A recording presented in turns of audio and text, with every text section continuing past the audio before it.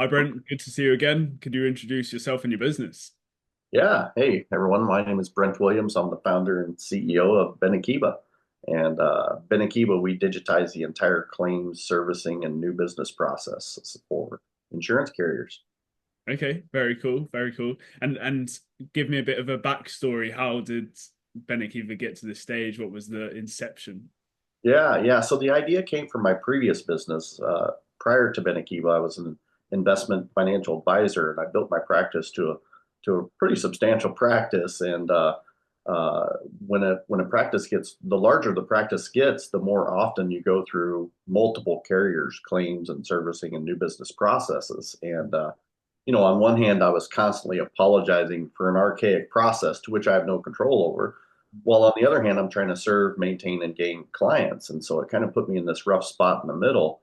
And ironically, I was actually just going to buy the platform. So I went out in the marketplace and thought, we'll just buy this platform as a differentiator and offer it to our clients. Where, if you did business with our firm versus any other advisory firm, we would digitize the claim servicing and new business processes for you as a a way of saying thank you for doing business with us. And long story short, I couldn't find the solution. So it sent me down this 3.5 year research path where I wanted to identify, what problems needed to be solved and why was the process so clunky. And it was one of those scenarios where once I started, it was like, how deep does the rabbit hole go? And 3.5 years later, I was like, holy crap, this is a pretty deep rabbit hole. Yeah. And decided to put together a team and invested some money myself. Created some MVPs that weren't quite where we wanted it to be. So decided to bring on some more members of the team and put together Benakiba and build Benakiba. And fortunately, when Benakiba came out, we gained one carrier client as a test, and they went live in production, and then shortly went to one carrier to three carriers to six to nine to I think we're working with about 20 plus carriers now, and Benakiba is all I do full time. Yeah, nice. Very cool.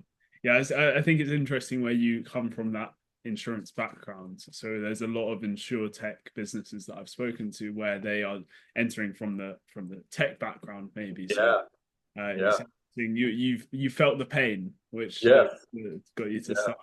Would you say that you're technical, or is that someone else in the team's expertise? I've got some technical background. I actually have an electrical engineering background from earlier career path, and but I've never actually coded. So no, the team does all that. I did all the research to identify what we needed to build, and then brought on a team to actually build that solution. And it's interesting you say other insurtechs. I often say that one of the reasons why we've had such quick success is, you know, we didn't a lot of technology, there's a lot of great technologies out there where they build a piece of technology, then they go look for a problem to solve with it. And we absolutely did not do that. We identified very specific problems that the platform needed to solve, and then we built the technology to solve those problems. So I think it's one of the differentiators as to why we've had so much success so quick, because we didn't just, basically build a hammer and then go look for a nail. Yeah, yeah, no, that makes sense. Okay, and so you sell now purely to the carriers, not Correct. the brokers, not the advisors. So Yep. that was a bit of a flip from maybe what you thought you would initially be doing because you were an advisor, so you were thinking about that side. So how did that change? Yeah, I think the business model changed a little bit when you think about it. Even an advisor, when I was involved in the claim process, again, there's not a lot I can do with the exception of just, being a messenger, right? This is where the carrier's at in their process, and so there's really not a lot I could do. So if you truly wanted to solve the problem at the root cause, you really had to go back to where it originated, and that was the carriers. Ultimately, my belief is a carrier's in business to do one thing, and that's pay a claim. Hmm. And it if you think about it, I mean, that's the reason we buy insurance, right? And I've never sold an insurance policy to a person hoping to use it, right? Yeah. But when I sell that insurance policy, they expect it to be paid and they expect it to be paid quick because they paid their premiums and that's what they bought the insurance for. Yeah. So, that's where we decided that it'd be better to go partner with the carriers to truly solve this problem. And it's interesting when I did the research, the consumer actually thinks carriers don't want to pay claims. And Yeah. I'll tell you, that's 100% wrong. Mm. The carriers absolutely want to pay claims. However, they want to pay the right claims to the right people, and that's a totally different problem, Yeah. right? So once I realized that, the carriers aren't the big bad guys, right? They absolutely want to help families in need, but Mm. you got to go through the correct process, and you got to do the regulatory requirements in order to complete that process. And that was where the rub was. And so we made that a lot easier on all parties involved, and why we've had some success. Yeah, nice. Okay, cool. Yeah, yeah, it's a big misconception all across the globe. I think the Mhm. carriers are seen as the big bad wolf as such, but Mhm. in reality, if a carrier can pay out more claims, then they Mhm. can have a better claims and benefits report, which is going to drive more business. So Yep. then they actually benefit from paying out more. Uh, Absolutely, they do. Yep. yeah, Yep. it's always interesting. So, what insurance types of products will you help out with? Is it every product? Is it life insurance? Yeah. Currently, we're on the life annuity and health side of the industry. So we do life, annuities, disability, long-term care, med sub, accident and health, dental vision. The list goes on and on. But we're only on the life annuity and health side of the industry today. Okay, okay, fine. And then, so you're selling to some pretty big players, I Yeah. imagine, Yeah. and just in the US? Currently in the US only. We've got a couple clients that we think we're going to land that are outside the US, but they haven't landed yet. So, The joys of the insurance sales cycle or insurance right. sales cycle. Yeah. Yeah. It Okay, is. It's a long sales cycle, and I've learned a lot in the sales process. I've always I taught sales at a couple colleges here in the Des Moines area here, and so I've always thought of myself as a pretty decent sales professional. But even in this process, I've learned a lot in the process of selling into insurance carriers. nice. Okay, yeah, yeah. We'll dive into that a bit, but I think Absolutely. just before we do, so what sort of size businesses do you tend to be selling into, just so we can get a lay of the land before we dive in? Yeah, I typically operate on the AM Best top 200. So it's basically the top 200 carriers in the United States, and then it's divided into what they call tiers. So you have your tier one carriers, which are the top 25 carriers Mm, in the US, and those are all the big names, the State Farms, the USAAs, the Prudentials, and MetLife's, all of those, right? But then you go from tier one, two, three, four, five, and at tier five, we've got wonderful clients like Sons of Norway and Unity Financial that are considered a tier five carrier, but still benefit from a platform like ours. yeah, yeah, definitely. And it gives them it. I feel like, well, I don't know. I haven't been in the US market, but in the UK market, if the big players, if you don't do it, then you're missing out, and someone else is. Mhm. If you don't have a service like yours where you're digitizing the claims process. So if you're a big player and you're not doing it, you miss out. If you're a small player, it's a chance to really shine some light on yourself and stand out. Yeah, yeah, and actually compete, Mm, right? yeah, definitely, definitely. Okay, so we said long sales cycles, and you've learned a lot in the sales process. Yeah. So what is I've seen a real range of Uh, sales cycles in the insurance space. The longest average that I've seen so far is 36 months. uh, What does yours look like? I had one that was 5 years, Wow. but I found out afterwards that it wasn't necessarily that they didn't want to buy our solution. They actually wanted to buy our solution much sooner, Mm, but they had an internal procurement rule where okay. they can only do business with companies who have been in business 5+ years. Mm, yeah. So as soon as we hit that 5 year mark, all of a sudden they're like, "Yeah, we're ready to do business." And I was like, "What?" So of course, when we were done, I was like, "Why didn't you choose us back here?" And he says, Yeah, yeah. "Oh, I mean, you weren't at that 5 year mark." And it completely blew, at the time, it completely blew my mind. I hadn't even thought of that. Mm, Like they want to do business because, as salespeople, we kind of get a feeling for when somebody wants our product or service, right? And it always baffled me as to why they just hadn't signed, mm, because they'd given multiple buying clues, multiple, uh, uh, you know, thoughts and concepts that they were going to buy the solution. Even when we would speak, they would say, when we're using Benekiva, we expect it to do this, this, and this. And, okay, so that's a buying comment, but yet you still haven't bought. And so when I went back to the individual, because now we've been working on this for 5 years, right? And literally it was over bourbon, and we're at the bar sipping on our bourbon, and I just asked him, why didn't you do business with me earlier? yeah, And he says, you had to hit that 5 year mark for you to get through our vendor procurement process. yeah. And immediately I text the entire team. I text the entire sales team, said, hey, any of these you have long sales cycles, go back and ask what their procurement process is. Mm, Because if you have a procurement process, that you're not meeting the needs and you just don't know that, yeah, that would be good information to know. For example, now that we've been in the business for longer than 5 years, we shouldn't be running into that anymore. But what if an insurance carrier has a certain security that mm, you have to have, right? You have to have your stock audits, right? And maybe the salesperson hasn't told them that we have those things. Well, mm, if you get their procurement process and you see that, hey, you got to be SOC, you have to be SOC on. That's a great piece for the salesperson to go back and say, hey, I saw in your procurement process you have this. By the way, Benekiva, we have those. I'm yeah, happy to send it over to you, right? So learning, what their procurement process is and what their buying process is incredibly important.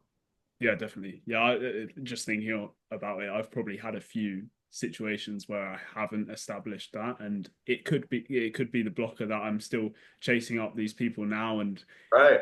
I haven't found that out. So yeah, as soon as we finish this, I'm going to There you go.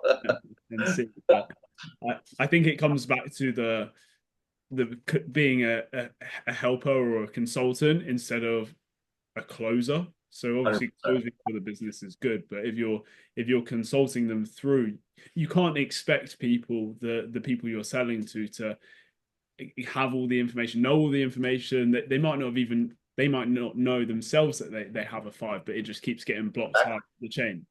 Exactly. Exactly. And you might have to coach those people to go find out some of those answers, right? And the reality is every question you ask from a sales perspective that they don't know the answer to, that's an opportunity for them to learn more about their own business, right? And that will help them in the future when they're dealing with the next vendor or the next provider, right? Yeah. So it benefits everybody to learn these processes together. It's interesting. Everybody in sales talks about the ABCs of sales, right? Always be closing, things like that. And that's great. But when I taught sales, I used to start the class off, and I would start the class off. First thing I would say is everybody's heard the old adage, you can lead a horse to water, but you can't make them Drink. right. It's not our jobs to make them drink. Mm, It's our jobs to make them thirsty. If you make them thirsty, they will drink on their own, mm, right? And that's truly consultative sales. It's where you're almost making, you know the idea to purchase the solution their idea, not mm, mine, mm. right? And it takes a different psychology. It takes a different set of questions, a different set of follow-up emails. It just changes your whole philosophy on sales. Definitely. Yeah.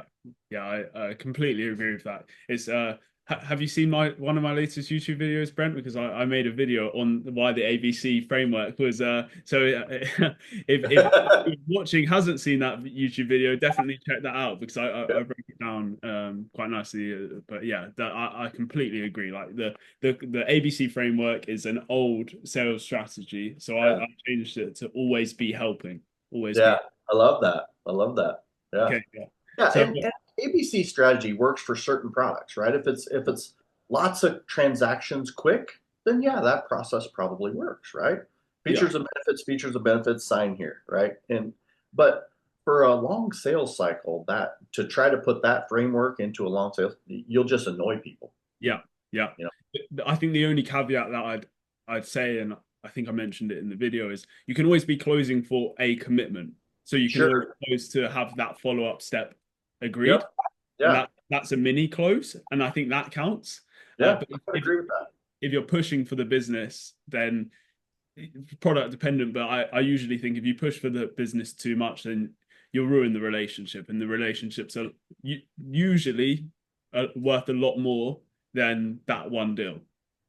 Especially in this industry, Mm. because I often say that the insurance industry is the biggest small town you'll ever see. Yeah. And the reason I say that is because most of the time, everybody knows everybody or knows of everybody. Um, and when you build a great relationship with someone at ABC company, Mm. it's not uncommon for them, down the road to be at XYZ company, Yeah. right? And so by building that true relationship, when they leave from this company to that company, and all of a sudden you, the salesperson, go, "Oh, I'm trying to get that company too." Now Yeah. you've got a great. You don't have to rebuild all that rapport and all that stuff. They know you because they've worked with you. And at the end of the day, I think Zig Ziglar said it. People ultimately want to do business with people they know, like, and trust. Yeah. And so that when you really dissect that know, like, and trust, that has nothing to do with sales. That has everything to do with relationship. Yeah. Yeah. Completely agree. Okay, so how are you going about at Benakiva starting these relationships and getting that foot in the door? Because I think this is something that a lot of people struggle with, especially in the insurance space. Like you said, it's a very small town. If you're an outsider coming in, it's hard to build those relationships. So how are you? What does your initial step look like in the sales process? Well, fortunately for me, I came from the industry, so I had lots of industry connections I could lean on to get me going. But I did make a pivotal mistake in the sales side of Benakiva. I thought early on, we were a little scrappy startup, and we're trying to save money and save pennies and pinch pennies, and I thought, I'm a good enough salesperson. Hell, I teach it at colleges. I think I can teach a salesperson how to sell Mm. Benakiva, which there's no doubt about it. I can teach them, how to sell Benakiva. I can teach them to go through the PowerPoint and talk about the problems and all that stuff. I can teach that, right? Mm. So initially, we hired a sales team that basically were they were salespeople. So don't get me wrong, they were salespeople, but they were not sales professionals from the insurance industry. Mm. So my thought was, oh, well, we could just leverage my block of contacts. Yeah.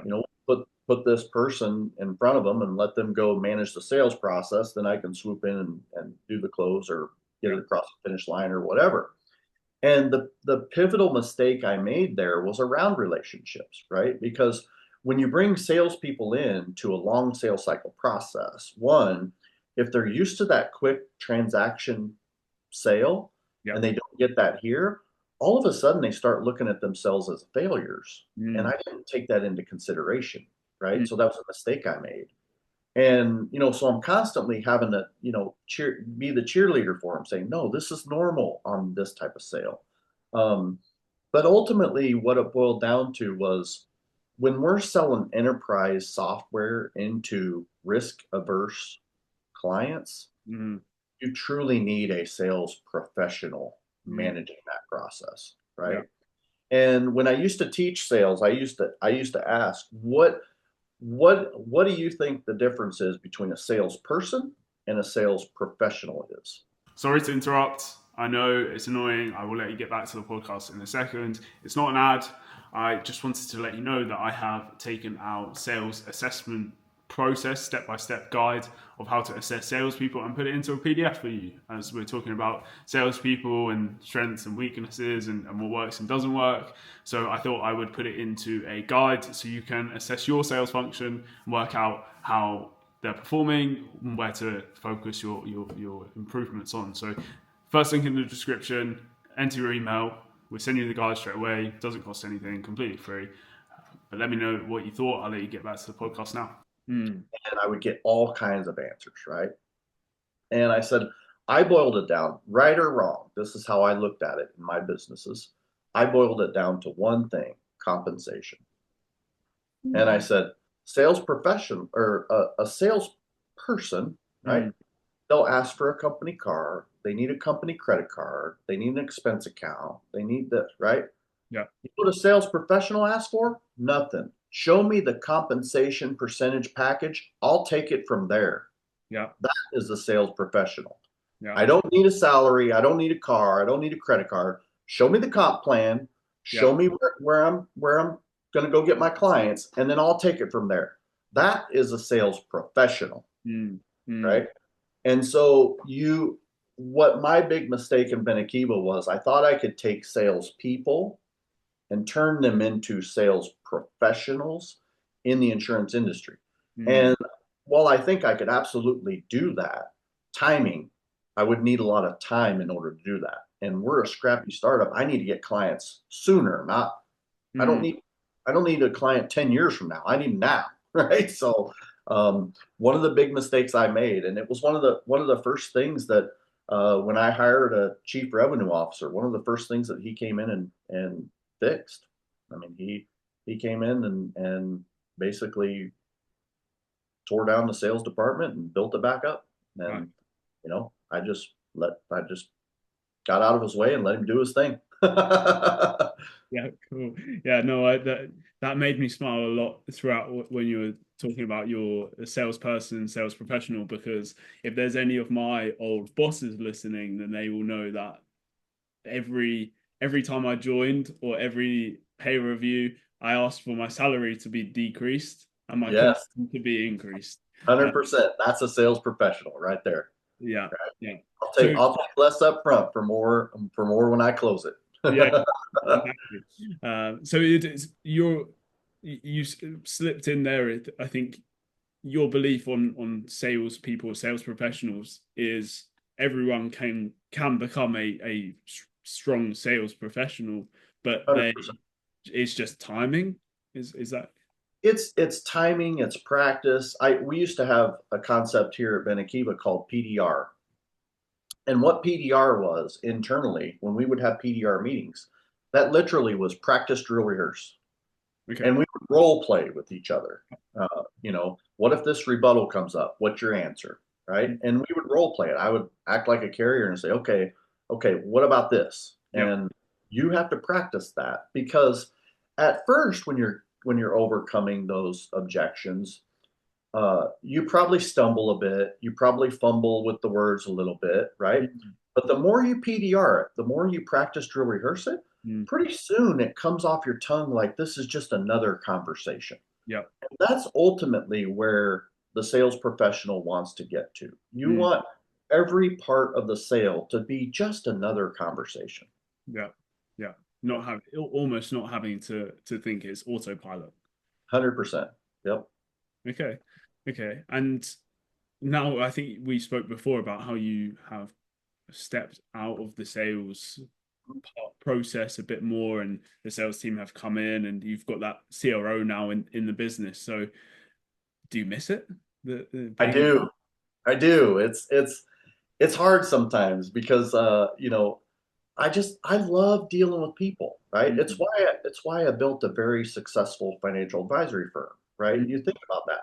That business is about nothing more than people and relationships. yeah, The products and services, they're like yeah, everybody needs insurance, everybody needs investments, everybody needs 401ks, right? yeah, That's just that, but the true reason why I love that business and still love it today, even though I'm not involved in it anymore, it was the people. yeah, It's the relationships. And so now that I've transitioned, the entire sales process to the sales team, heck, the sales team now closes deals where the only thing that I'm involved in is signing the final contract. yeah, I don't even talk to anybody in those companies, and that's like now we're trying to put a process in place like, okay, now that we've done this, let's introduce the founder and CEO to some stakeholders as like a thank you or an onboarding process yeah, and because ultimately I don't want to get to a point to where you know prospects or clients or anybody for that matter, even in our company, I tell everybody that my door is always open. We have a very transparent and open uh, culture here. Everybody has access to my calendar. They know what meetings I'm in. They, and I want that for our clients and prospects too. I don't want them to ever feel like they can't talk to the founder and CEO. Nice. Okay. Yeah, very cool. So did you see a drop down when you first stepped away of conversions and No, no? Okay. interestingly enough, they do better than I did. That's Okay. the reality. They do better than I did. Um, and that just goes to leadership, right? I've always tried to strive to be a level 5 leader. And I even make jokes internally. My job as the founder and CEO of Benakiva is to be the dumbest guy at the table. That's my job. I need to surround myself with people who are better than me at the things I'm not. And when I stepped out of sales and transitioned it over to the team, it was probably one of the best things that could have happened to Benakiva Nice. because you know as the owner, and I'm sure some of your listeners, they're gonna this is gonna resonate with them. Mm, As the owner or the founder or maybe the lead manager or whatever, you tend to want to just get the sale no matter what, mm, right? And there comes a point where uh, you're almost better to walk away from a sale and wait for it to mature a little more yeah. than to go ahead and take a skinny deal or take a big discount or something like that. But I'll tell you, and I learned this in one of my other business when I was in 20 groups in my other business. They used to say you have to get the owner off of the out of the sale. Reason why? Because the owner will give everything away, Yeah. right? Well, guess what? Salesperson won't give everything away. They'll just call that. We internally at Benakiba, we say there are there are no deals out there that are just no. It's Mm, not now, right? mm, So at some point, they're going to need what we need, what we have, right? And even some of the prospects, we've had prospects that, have told us, oh, we're going to go this route. We're going to try to build our own solution, right? Great. We'll see you in 24 months. yeah. And inevitably, almost every time, less than 24 months later, the carrier's come back. Yeah, we want to talk to Benakiwa. Yeah, because now you've wasted all that money, time, energy, stress, when you could have just put that money towards the solution in the first place and been well off. Yeah. Yeah. Okay. Interesting. Yeah, because I think I'm imagining from my perspective when I can step away from sales. Uh, We're not there yet, but sure. I so I have a small team that will do sales calls and outbound prospecting. And I still do Yeah, outbound prospecting, sure. and uh, I'm still getting stronger conversion than my team because Yeah, I'm not at the stage of being able to hire people that are necessarily better than me. But I think yeah, that completely makes sense when I am at that stage and I can afford the person that's a 10 grand a month sales right. manager, then I can see how that will make a difference. It's funny you make that point because we literally discuss this internally at Benakiba. A lot of companies make the mistake of, at least on the sales side, and then I'll tie it to the rest of the business. A lot of companies make the mistake of taking their top salesperson Mm, and making them a manager, yeah. right? Which that works if the top salesperson wants to be a manager, Mm, right? But a lot of companies don't make it a choice. They just say, "Hey, you've done great. You're doing this, right? We're going to put you in charge of a team, mm, right?" And now they expect the people on your team to do what you did, right? mm, yeah. Which doesn't necessarily work. I'm not saying it doesn't work at all. There might be cases that it works, but I'm also a believer that you should be a master of your craft Mm, before you lead people. yeah. And when we talk about that internally at Benakiba, right, we talk about it from the IT side, right? Our CTO. Mm, Our CTO needs to be a master of the craft of our code base, of where we're going, like AI, those. He or she needs to be the master of that craft. yeah. Now, that doesn't mean that that person is going to do all the work, Mm. right? But what that means is when people are doing the work and they come across a stumbling point or maybe a bump in the road, they should be able to look to that manager, that leader, to come in and help them Yeah. solve that problem, right? Mm. And I think a lot of times what companies make mistake is they say, "Oh, well, I'm just gonna hire a good manager," Mm. and that can work. I'm not saying it can't work, but when you have a manager or a leader that is also the master of their craft, Yeah. that is a recipe for success across the entire organization. Because now when let's take the CTO piece, right? When there comes a problem in the code or a bug in the code or whatever, you know, the team will get on it. But if the team can't come to a conclusion in a a relative period of time, then they can go to the leader and say, "Hey, I'm stuck. Yeah. I can't figure this out. I need help. How would you solve this problem?" Mm. And then CTO gets with that person, they get in a room together. CTO's helping them solve the problem. That person is learning from how the CTO solved that problem, and rising tides raise all boats. Yeah. So I think you have to definitely be a master of your craft before you lead people. Mm. Yeah. Yeah, definitely. Yeah, and I I think it's challenging in the sales field a bit more because, like you said, it is a big disconnect a lot of the time with the people that are good performers and good managers. Mm-hmm. I think finding the people that are good managers and can still get back involved in sales and perform is even Yeah, harder. yeah, So yeah, it will be a fun challenge when I come to it. So yeah, yeah. I'll lean on you for some advice hopefully. You bet. You bet. What's the year ahead look like for Benakiva? You mentioned some international deals. What are the plans? Yeah, we've had 100+% year-over-year growth since day one. Had another 100% year-over-year growth last year, and plan to have another 100% year-over-year growth this year. Now that's not going to last forever. We can't grow to 100% for 25 years in a row. It's not going to happen, right? But we are truly transitioning from startup to scale up, fully in growth mode, and even that transition, you know, um, you know, going from a scrappy startup insurtech to now we're an enterprise vendor for our clients. We're not just a little company. We've got, lots of great companies on our platform now.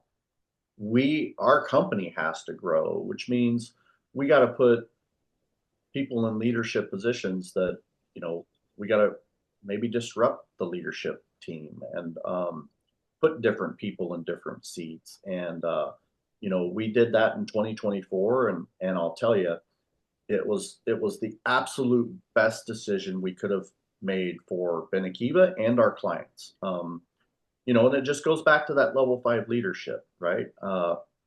If I don't have a certain skill set, then I need to bring the people in on the team with that skill set. I need to give them the job. I need to enable them to do their job. And then I just need to stay out of the way and let them do their job. And it's very hard for some people and some leaders to give that kind of enablement and trust and to their employees. Mm. And I've often said I want to be the type of leader that when I step out or go somewhere else or whatever, that the company still thrives, right? That is a level 5 leader. Mm. Yeah. Okay. So disruption potentially coming with changes. It's not necessarily comfortable, but it's what's necessary to keep your growth going at the right rate. Yeah, it is. And I'll be flat honest with you. There's gonna come a day where I'm not the right CEO for this company, Mm. right? That day is gonna come.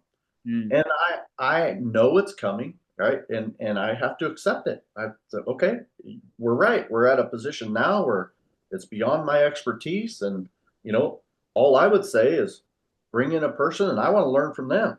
because maybe I'm gonna up my skills to where, Mm. now I do have that skill set and I would be able to manage a company of that size, right? Yeah. So I think it's just all about personal growth and I used to say in my advisory business, my job was to take emotions and morbidity out of the equation, right? Mm, And same thing here. My job is to take emotions, ego out of the equation. yeah. Yeah, nice. No, I like that. Okay, well, where should people? We're definitely going to have to do another podcast Absolutely. Yeah. I love in a it. year's time. See where we're at, and maybe also another one where we can chat about sales because yeah, Yeah. I've really enjoyed this. So, where should people go to check you out, Brent? You can find us on LinkedIn. You can find us at benakiva.com. My email is pretty simple, Brent at benakiva.com. And yeah, that's where you can find us. Cool, perfect. Well, thanks for coming on, and yeah, speak to you soon. Awesome. Awesome. Cheers.